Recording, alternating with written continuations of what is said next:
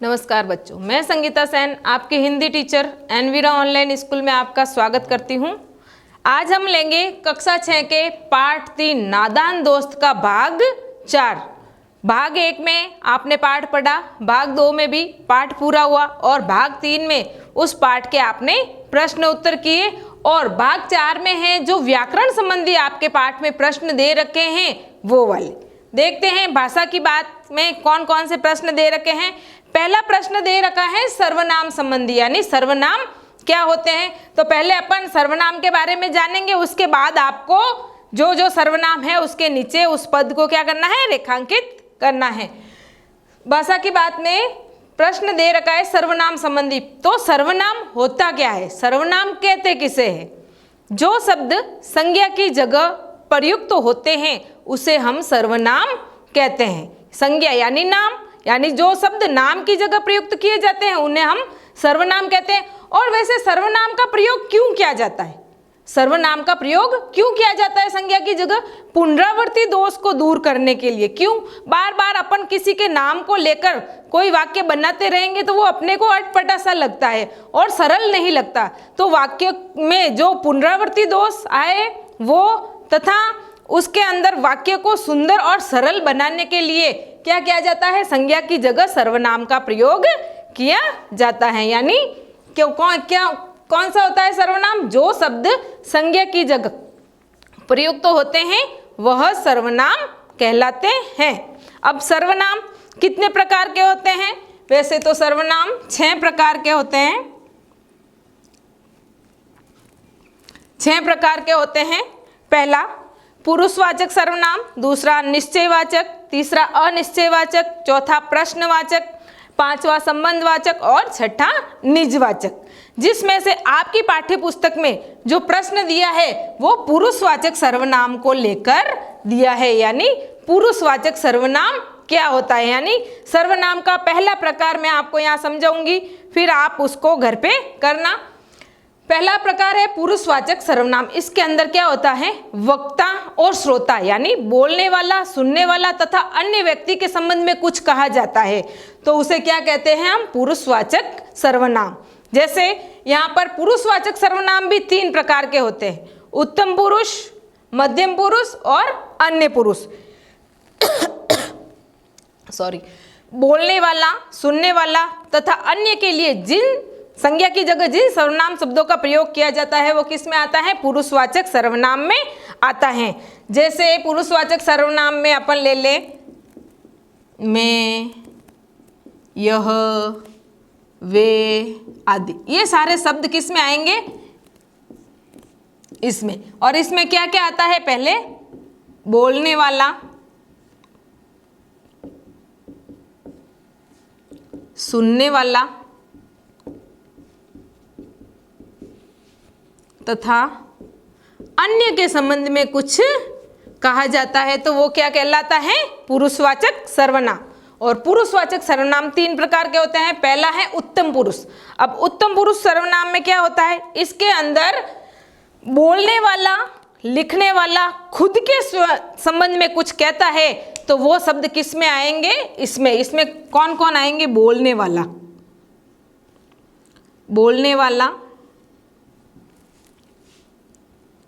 लिखने वाला व स्वयं से संबंध रखने वाले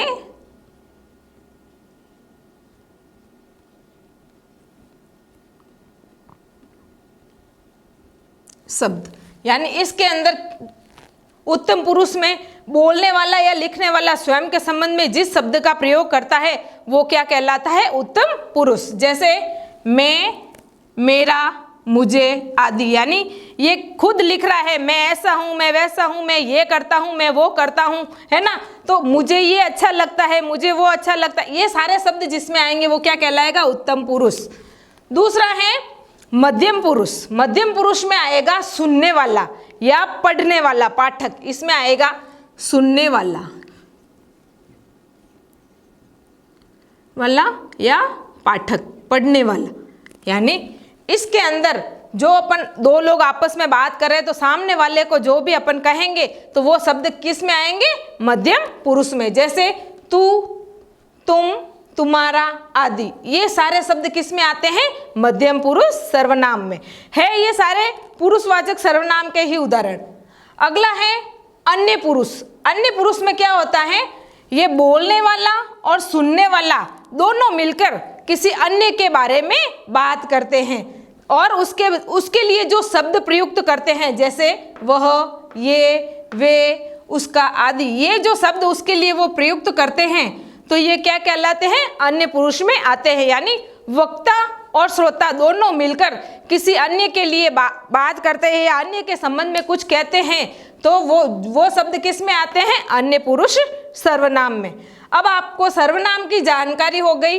पुरुषवाचक सर्वनाम 3 प्रकार के होते हैं, ये भी आपको पता चल गया। अब आपकी पुस्तक में ये शब्द दे रखे हैं, ये लिखा हुआ है, आपको उसके अंदर से क्या करना है? जो सर्वनाम शब्द हैं उसको रेखांकित करना है। लिखा है आपकी बुक में, पुस्तक में, एक दिन दीपू और नीलू यमुना तट पर बैठे शाम की ठंड की हवा का आनंद ले रहे थे। यानी दीपू और नीलू यहाँ पर क्या है? संज्ञा है। क्या है? संज्ञा। यहाँ पर दीपू और नीलू क्या है? दोनों क्या है? संज्ञा है। अब देखते हैं आगे वाले शब्दों में इनके लिए जो शब्द प्रयुक्त होंगे वो क्या कहलाएंगे? सर्वनाम। एक दिन दीपू और नीलू यमुना तट पर बैठे शाम की ठंडी हवा का आनंद ले रहे थे, तभी उन्होंने देखा। उन्होंने किसने? दीपू और नीलू ने। तो उन्होंने शब्द किसके लिए प्रयुक्त हुआ है? दीपू और नीलू के लिए। यानी संज्ञा की जगह क्या आ रहा है? सर्वनाम। ये क्या है? सर्वनाम। किसके लिए आ रहा है? दीपू और नीलू क्या थी? संज्ञा, उनके लिए आ रहा है। उन्होंने देखा कि एक लंबा आदमी लड़खड़ाता हुआ उनकी ओर। यानी ये दीपू और नीलू के लिए आ रहा है। बार बार अपन ये शब्द तो नहीं लिख सकते, दीपू, नीलू, इसके लिए इनकी जगह जो शब्द प्रयुक्त होते हैं वो सर्वनाम कहलाते हैं। तो उनकी, दीपू और नीलू के लिए आया है। तो ये क्या है? यहाँ पर सर्वनाम शब्द है, तो अपन ने ये शब्द को रेखांकित किया। उनकी ओर चला आ रहा है। पास आकर उसने किसके लिए आया? जो भिखारी उनके पास आ रहा है उसके लिए। तो ये क्या है? उसके लिए आया है। तो ये क्या हो गया यहाँ पर? सर्वनाम।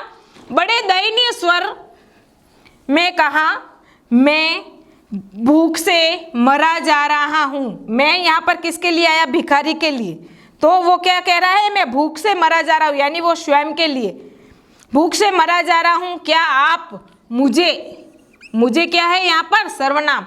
मुझे खाने को दे सकते हैं। यानी ये जो शब्द दे रखे, इसके अंदर जो शब्द थे सर्वनाम, मैंने उनके नीचे उन शब्दों को क्या किया है? रेखांकित किया है। अब आपको भी अपनी पाठ्य पुस्तक में से ऐसे ही पुरुषवाचक सर्वनाम के शब्द ढूंढकर उनके नीचे उस रेखा बनानी, यानी उन शब्दों को क्या करना है? रेखांकित करना है। वैसे आपको समझ में आ गया सर्वनाम होते क्या हैं?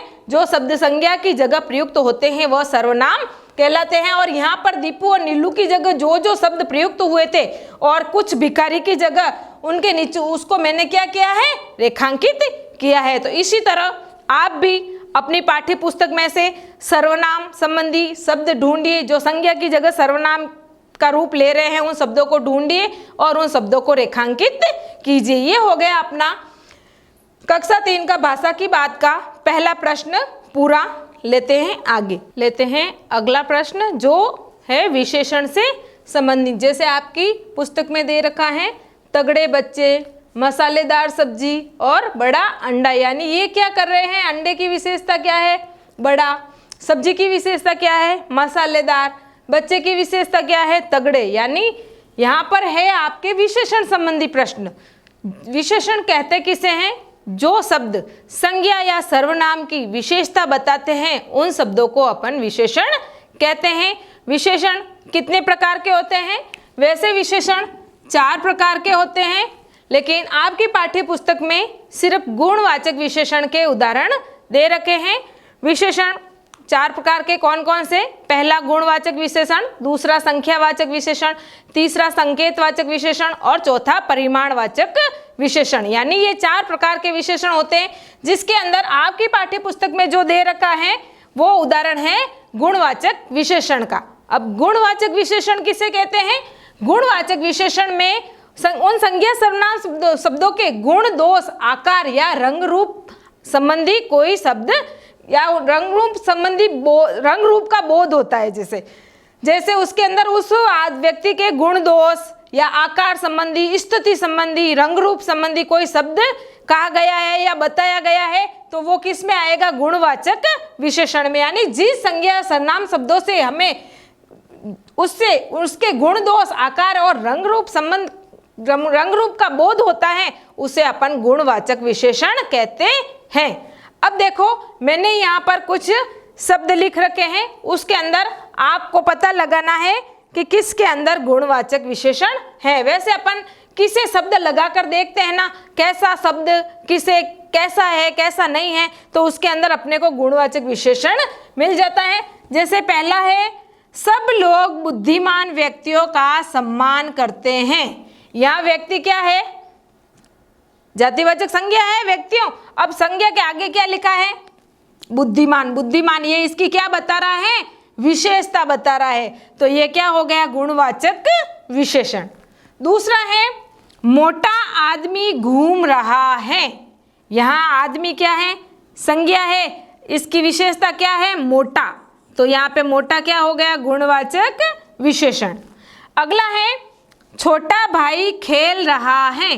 अब यहाँ पर भाई है, संज्ञा है। अब देखो इसकी विशेषता क्या है? छोटा है या बड़ा है, इसकी जगह अपन कुछ भी लिख सकते हैं। बड़ा भाई घूम सकता है, कुछ भी हो सकता है इसकी जगह, लेकिन यहाँ पे क्या लिखा है? छोटा भाई खेल रहा है। तो भाई की विशेषता क्या है? वो कैसा है? छोटा है, तो ये किस में आएगा? गुणवाचक विशेषण में। अगला है, मेरे बाग के आम मीठे हैं। अब यहाँ आम की विशेषता क्या है? मेरे बाग के आम कैसे हैं? मीठे हैं, तो मीठा क्या हो गया? इसका विशेषण। ये आम की विशेषता बता रहा है कि आम कैसे हैं? मीठे हैं।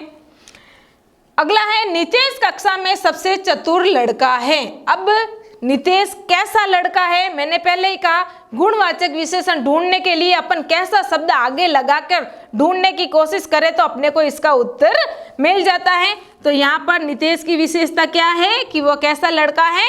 चतुर लड़का है, तो ये किस में आएगा? गुणवाचक विशेषण में। अगला है, कोयल मधुर बोलती है। कोयल कैसे बोलती है? कोयल मधुर बोलती है, तो यहाँ पर मधुर क्या हो गई? कोयल की विशेषता बता रहा है।